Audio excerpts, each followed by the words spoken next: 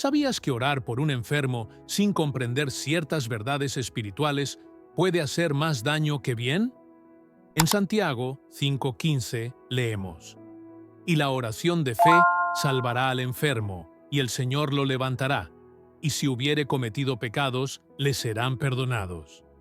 Esta promesa poderosa no se activa automáticamente con solo pronunciar palabras.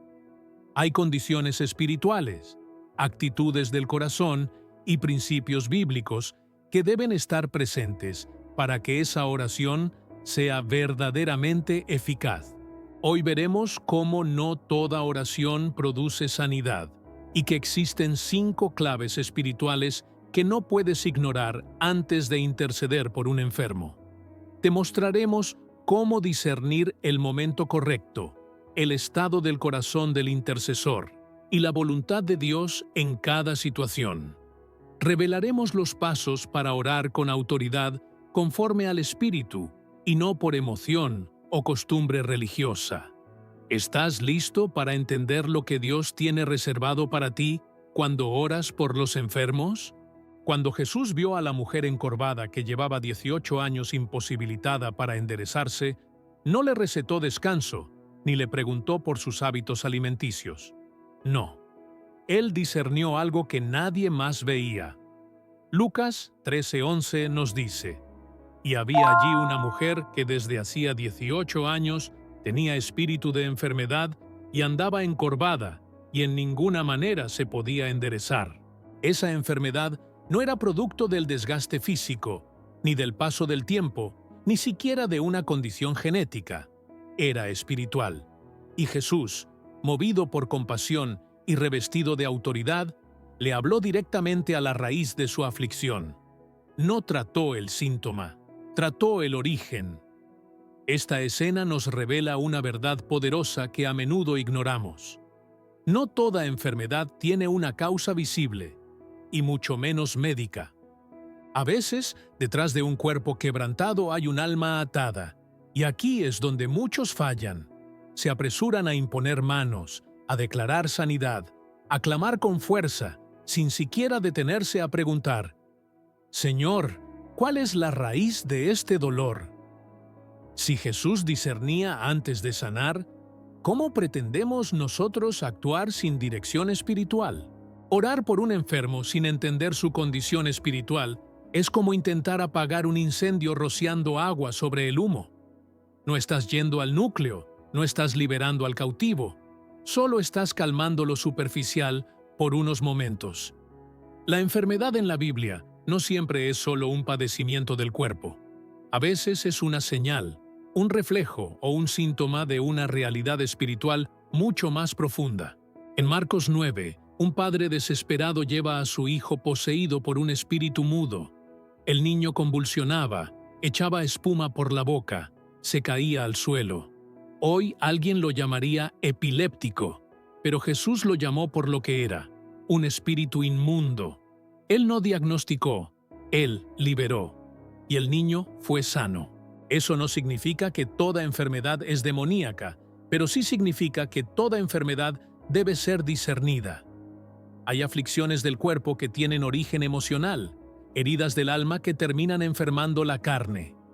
El libro de Proverbios lo deja claro. El corazón alegre constituye buen remedio, mas el espíritu triste seca los huesos. Proverbios 17:22. ¿Cuántos huesos secos no habremos intentado sanar sin haber tocado antes el espíritu que los marchita? La sanidad verdadera comienza en el lugar invisible. Por eso, antes de orar por un enfermo, lo primero que un verdadero intercesor debe hacer no es abrir la boca, sino inclinar el oído. Preguntar a Dios en lo secreto: ¿qué me estás mostrando aquí? ¿Qué hay detrás de este dolor? Porque si el Espíritu no revela, el hombre solo repite fórmulas. Y las fórmulas no sanan. La revelación, sí. Recuerdo el caso de un pastor que fue llamado a orar por una mujer con fuertes dolores de estómago. Varios ministros habían orado por ella antes. Declaraciones de sanidad, aceite ungido, imposición de manos, nada funcionaba. Cuando este pastor llegó, no comenzó con una oración fuerte. Solo la miró, guardó silencio y luego le preguntó: ¿A quién no has perdonado? La mujer rompió en llanto. Llevaba años guardando rencor contra su hermano. Después de confesarlo y perdonarlo, su dolor desapareció sin que nadie tuviera que levantar la voz. Ese día no solo fue sanada, fue liberada. No era una dolencia médica, era un veneno espiritual que estaba pudriendo su interior. La enfermedad, en muchos casos, es la voz del alma gritando que algo está mal. El cuerpo solo responde al eco. ¿Sabías que orar por un enfermo sin comprender ciertas verdades espirituales puede hacer más daño que bien? En Santiago 5:15 leemos: «Y la oración de fe salvará al enfermo, y el Señor lo levantará. Y si hubiere cometido pecados, le serán perdonados». Esta promesa poderosa no se activa automáticamente con solo pronunciar palabras. Hay condiciones espirituales, actitudes del corazón y principios bíblicos que deben estar presentes para que esa oración sea verdaderamente eficaz. Hoy veremos cómo no toda oración produce sanidad y que existen 5 claves espirituales que no puedes ignorar antes de interceder por un enfermo. Te mostraremos cómo discernir el momento correcto, el estado del corazón del intercesor y la voluntad de Dios en cada situación. Revelaremos los pasos para orar con autoridad, conforme al Espíritu y no por emoción o costumbre religiosa. ¿Estás listo para entender lo que Dios tiene reservado para ti cuando oras por los enfermos? Cuando Jesús vio a la mujer encorvada que llevaba 18 años imposibilitada para enderezarse, no le recetó descanso ni le preguntó por sus hábitos alimenticios. No, él discernió algo que nadie más veía. Lucas 13:11 nos dice: «Y había allí una mujer que desde hacía 18 años tenía espíritu de enfermedad y andaba encorvada, y en ninguna manera se podía enderezar». Esa enfermedad no era producto del desgaste físico, ni del paso del tiempo, ni siquiera de una condición genética. Era espiritual. Y Jesús, movido por compasión y revestido de autoridad, le habló directamente a la raíz de su aflicción. No trató el síntoma, trató el origen. Esta escena nos revela una verdad poderosa que a menudo ignoramos. No toda enfermedad tiene una causa visible, y mucho menos médica. A veces, detrás de un cuerpo quebrantado, hay un alma atada. Y aquí es donde muchos fallan. Se apresuran a imponer manos, a declarar sanidad, a clamar con fuerza, sin siquiera detenerse a preguntar: «Señor, ¿cuál es la raíz de este dolor?». Si Jesús discernía antes de sanar, ¿cómo pretendemos nosotros actuar sin dirección espiritual? Orar por un enfermo sin entender su condición espiritual es como intentar apagar un incendio rociando agua sobre el humo. No estás yendo al núcleo. No estás liberando al cautivo. Solo estás calmando lo superficial por unos momentos. La enfermedad en la Biblia no siempre es solo un padecimiento del cuerpo. A veces es una señal, un reflejo o un síntoma de una realidad espiritual mucho más profunda. En Marcos 9, un padre desesperado lleva a su hijo poseído por un espíritu mudo. El niño convulsionaba, echaba espuma por la boca, se caía al suelo. Hoy alguien lo llamaría epiléptico, pero Jesús lo llamó por lo que era: un espíritu inmundo. Él no diagnosticó. Él liberó, y el niño fue sano. Eso no significa que toda enfermedad es demoníaca, pero sí significa que toda enfermedad debe ser discernida. Hay aflicciones del cuerpo que tienen origen emocional, heridas del alma que terminan enfermando la carne. El libro de Proverbios lo deja claro: el corazón alegre constituye buen remedio, mas el espíritu triste seca los huesos. Proverbios 17:22. ¿Cuántos huesos secos no habremos intentado sanar sin haber tocado antes el espíritu que los marchita? La sanidad verdadera comienza en el lugar invisible. Por eso, antes de orar por un enfermo, lo primero que un verdadero intercesor debe hacer no es abrir la boca, sino inclinar el oído. Preguntar a Dios en lo secreto: ¿qué me estás mostrando aquí? ¿Qué hay detrás de este dolor? Porque si el Espíritu no revela, el hombre solo repite fórmulas, y las fórmulas no sanan. La revelación sí. Recuerdo el caso de un pastor que fue llamado a orar por una mujer con fuertes dolores de estómago. Varios ministros habían orado por ella antes: declaraciones de sanidad, aceite ungido, imposición de manos. Nada funcionaba. Cuando este pastor llegó, no comenzó con una oración fuerte. Solo la miró, guardó silencio y luego le preguntó: ¿a quién no has perdonado? La mujer rompió en llanto. Llevaba años guardando rencor contra su hermano. Después de confesarlo y perdonarlo, su dolor desapareció sin que nadie tuviera que levantar la voz. Ese día no solo fue sanada, fue liberada. No era una dolencia médica, era un veneno espiritual que estaba pudriendo su interior. La enfermedad, en muchos casos, es la voz del alma gritando que algo está mal. El cuerpo solo responde al eco de un corazón herido, de un espíritu cargado, de una conciencia que no ha sido limpiada. En el Salmo 32, David escribe: «Mientras callé, se envejecieron mis huesos en mi gemir todo el día. Mi vigor se volvió en sequedades de verano». El pecado oculto enfermaba su cuerpo. No había virus ni bacteria, había culpa. Cuando oramos por sanidad sin discernimiento, podemos estar calmando un síntoma sin enfrentar el verdadero enemigo. Y eso es peligroso, porque alimenta la ilusión de sanidad sin tratar el problema. Es como maquillar una herida abierta. Se ve mejor, pero sigue infectada. Dios no quiere cosméticos espirituales. Él quiere transformación real. Y esa transformación solo es posible cuando el intercesor se mueve por el Espíritu y no por la prisa de demostrar poder. Jesús nunca se apresuró a orar. Él caminaba con el Padre, escuchaba, discernía. En Juan 5, cuando se encuentra con el paralítico en el estanque de Betesda, no le impone manos de inmediato. Primero le hace una pregunta clave: ¿quieres ser sano? Parecería innecesario. ¿Cómo no iba a querer? Pero Jesús sabía que algunas personas se han acostumbrado tanto a su dolor que ya no buscan sanidad, sino atención. El problema no era solo físico. Había una actitud interior que también debía ser confrontada.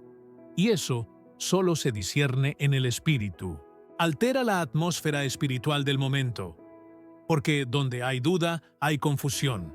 Donde hay inseguridad, hay debilidad. Y donde hay debilidad, el enemigo se infiltra. Santiago 1:6-8 advierte: «Pero pida con fe, no dudando nada, porque el que duda es semejante a la onda del mar, que es arrastrada por el viento y echada de una parte a otra. No piense, pues, quien tal haga, que recibirá cosa alguna del Señor». Este es el diagnóstico divino sobre la oración sin certeza. No hay doble vía, o se cree o no se recibe. Por eso, antes de orar por otro, es necesario examinar la condición de tu propia fe. No basta con saber qué dice la Escritura, hay que creerlo con todo el corazón. No basta con repetir lo que se ha oído. Hay que estar convencido en lo profundo del alma. En Mateo 8:13, Jesús le dijo al centurión: «Ve, y como creíste, sea hecho». El milagro ocurrió conforme a su fe, no conforme a su necesidad.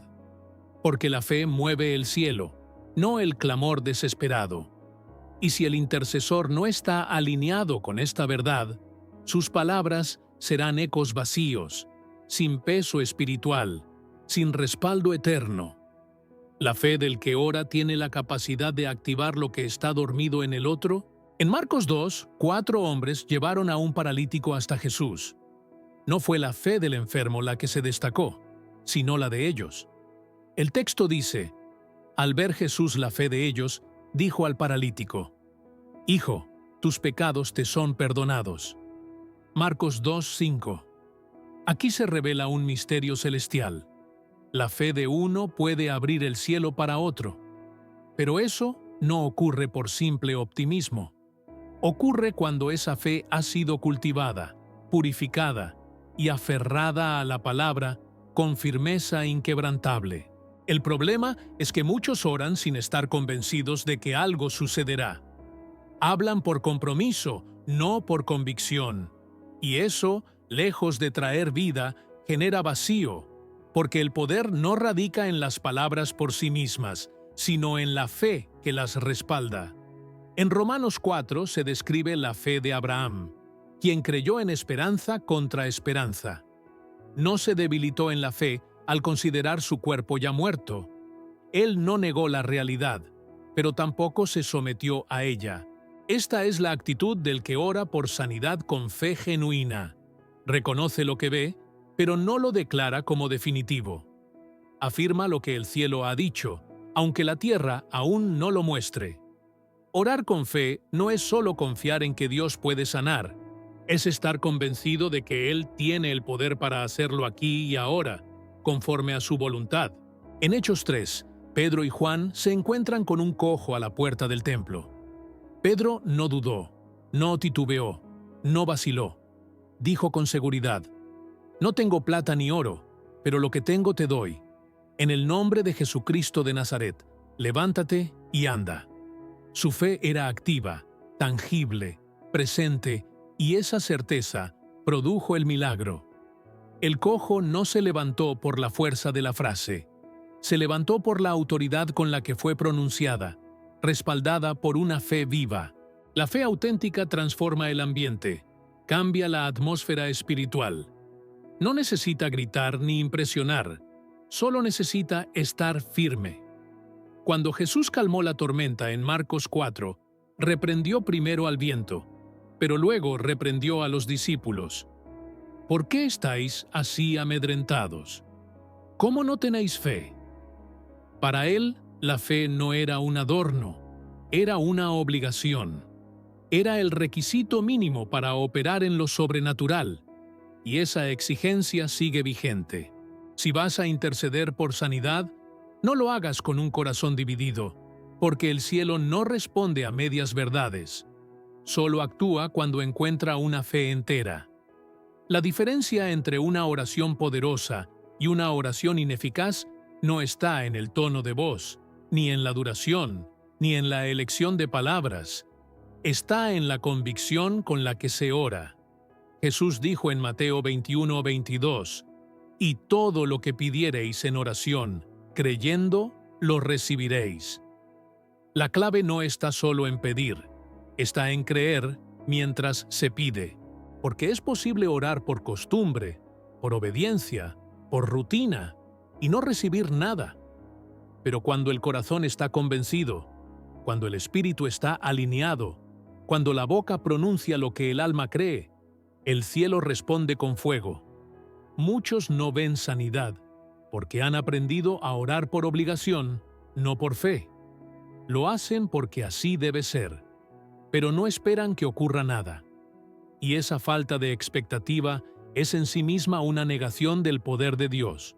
El Salmo 5:3 dice: «Oh Jehová, de mañana oirás mi voz. De mañana me presentaré delante de ti y esperaré».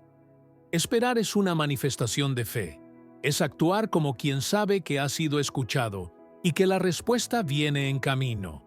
Si oramos sin esperar, no hemos orado con fe, solo hemos hablado al viento.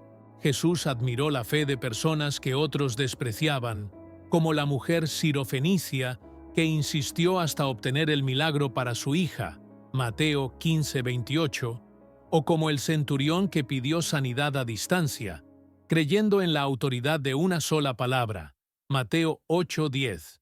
En ambos casos, Jesús detuvo su caminar y declaró que no había hallado fe semejante. Y ese reconocimiento no fue simbólico, fue determinante. El milagro se soltó porque hubo fe. Una fe que no se basaba en emociones ni en experiencias previas, sino en una confianza total en el poder de la palabra divina. Por eso, antes de acercarte a un enfermo con intención de orar, examina si tu fe está activa o dormida, si confías en lo que Dios ha dicho o en lo que tus ojos ven. Porque si lo haces desde la fe, no necesitarás justificarte ni repetir frases largas. Tus palabras tendrán peso, tu oración tendrá respaldo, tu autoridad será visible y la atmósfera cambiará. El intercesor eficaz es aquel que ha aprendido a creer incluso cuando todo alrededor le dice que no, que ha entrenado su espíritu para aferrarse a la promesa, no a la circunstancia, que ha crucificado la duda y abrazado la verdad, sin importar lo que sus sentidos perciban. Esa es la fe que agrada a Dios. Esa es la fe que sana. Esa es la fe que vence al mundo. Cuando Pedro caminó sobre las aguas en Mateo 14, lo hizo porque creyó en la palabra de Jesús. Ven. Pero comenzó a hundirse cuando apartó la mirada y comenzó a temer. El poder no había cesado. La palabra seguía vigente. Lo que cambió fue su enfoque. Dejó de creer, y eso bastó para perder el terreno ganado. Esta escena no es solo una anécdota de coraje, es una advertencia para todos los que oran por otros. Si dudas, te hundes. Si crees, caminas sobre lo imposible. Y esa elección ocurre dentro de ti cada vez que abres la boca para interceder. No se puede impartir lo que no se tiene. No se puede activar fe en otros si no arde primero en tu propio interior. La sanidad que esperas ver debe estar viva en tu espíritu antes de manifestarse en el cuerpo de otro. Porque el poder no fluye a través del conocimiento, sino de la certeza. Y la certeza se construye en la intimidad con Dios, en la obediencia diaria, en la rendición total. La fe no se improvisa en el momento de orar. Se cultiva antes, se alimenta en secreto, se prueba en el silencio.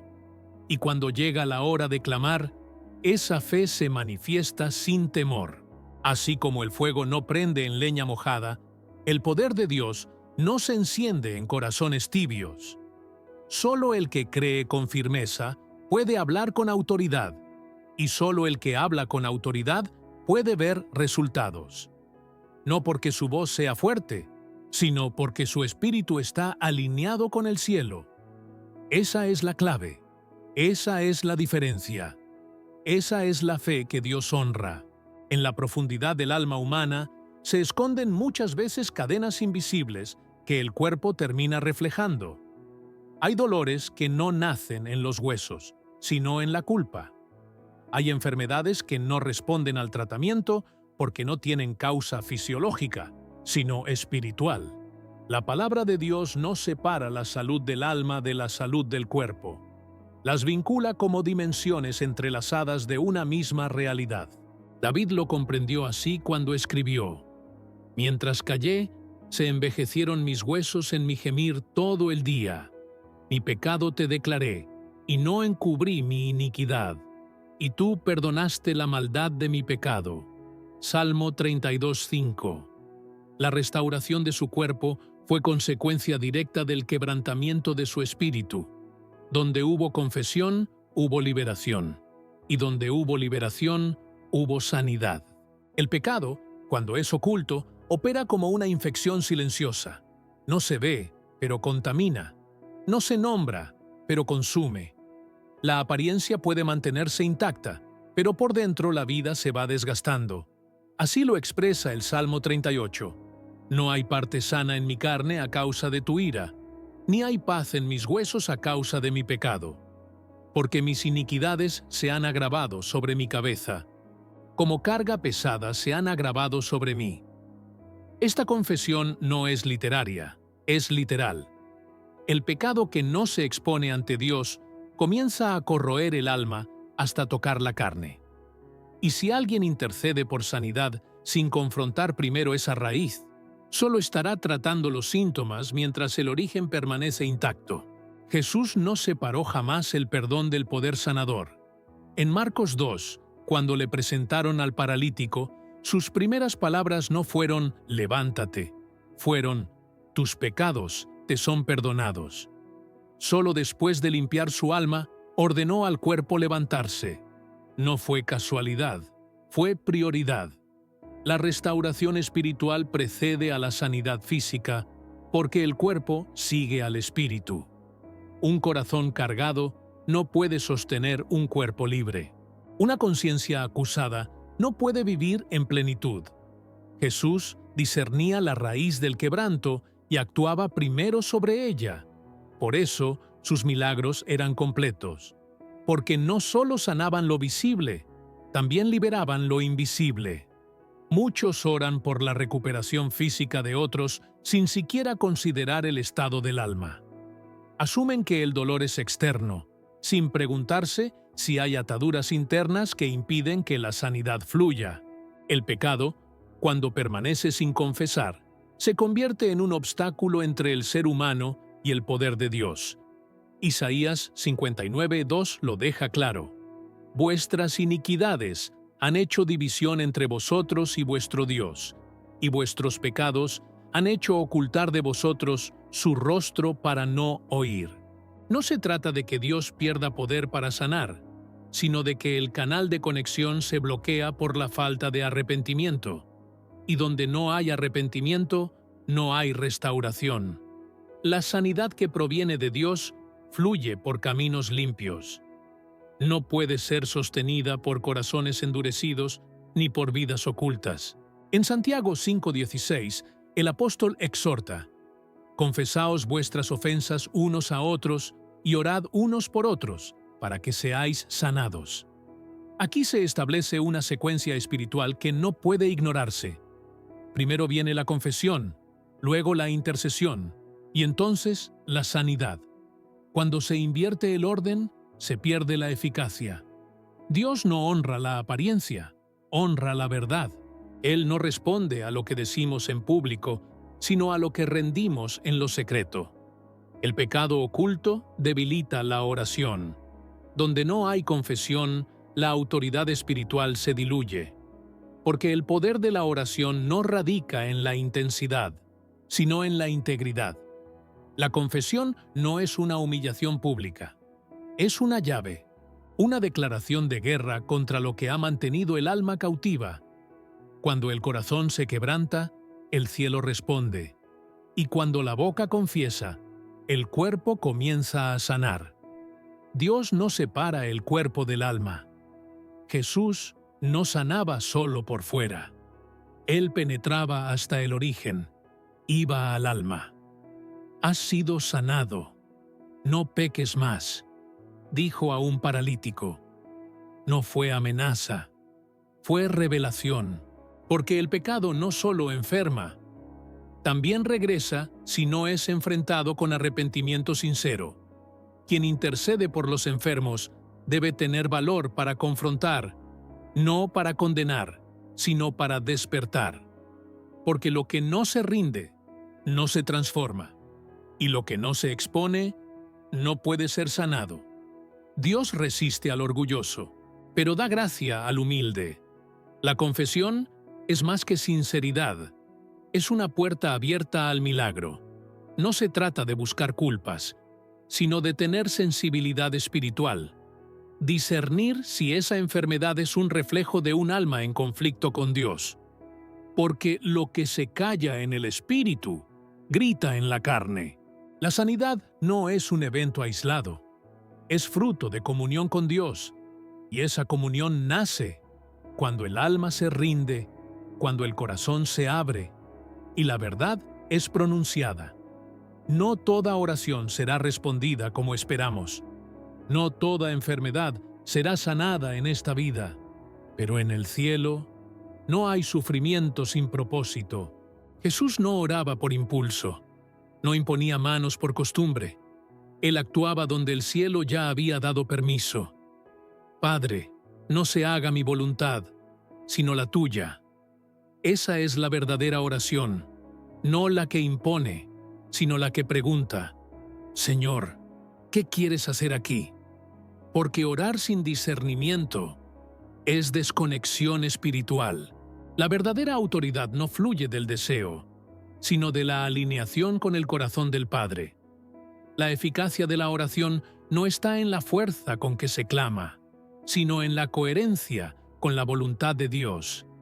Y esa voluntad a veces es sanidad, a veces es espera, y otras es proceso. Pero en todo, Él es bueno, Él es justo, Él es Dios. La obediencia a Dios no debe ser vista como una obligación fría o como una lista de reglas que debemos cumplir para evitar castigos. No, la verdadera obediencia nace del amor. Es una respuesta natural de un corazón que ha sido transformado por la gracia, de un alma que ha sido tocada por el fuego del Espíritu Santo y que ahora desea, por encima de todo, agradar a su Creador. Jesús mismo dijo en Juan 14:15, «Si me amáis, guardad mis mandamientos». Esa frase poderosa nos muestra que la obediencia no es legalismo, es amor en acción. Es la manifestación externa de una devoción interna. Es decirle a Dios con nuestras decisiones diarias: «Te amo tanto que quiero vivir como tú quieres». No por miedo, sino porque confío en que tus caminos son más altos que los míos. Cuando intercedemos por los enfermos, cuando levantamos nuestras manos al cielo clamando por misericordia, cuando imponemos manos con fe, nuestra vida debe reflejar esa misma obediencia. Porque el poder no viene de nosotros, sino del Dios que respalda a los que caminan en integridad. Un corazón obediente es un canal limpio por donde fluye la unción. Muchas veces queremos ver milagros, señales, prodigios, pero ¿estamos dispuestos a obedecer aunque no entendamos el proceso? ¿A seguir intercediendo aunque no veamos resultados inmediatos? ¿A mantenernos firmes en santidad cuando el mundo entero nos empuja en dirección contraria? La obediencia, incluso en los detalles más pequeños, abre puertas en el mundo espiritual. Dios honra a los que le honran. Y cuando ve un corazón dispuesto, un corazón que no negocia sus principios por conveniencia, Él se manifiesta con poder. No olvidemos, Moisés no entró a la tierra prometida porque desobedeció una instrucción aparentemente simple. La obediencia importa, y mucho. Si amas a Dios, obedécelo. Si confías en su palabra, vívela. Y si deseas ser un instrumento en sus manos para sanar, liberar y restaurar, comienza por decir: «Aquí estoy, Señor. Haz tu voluntad en mí».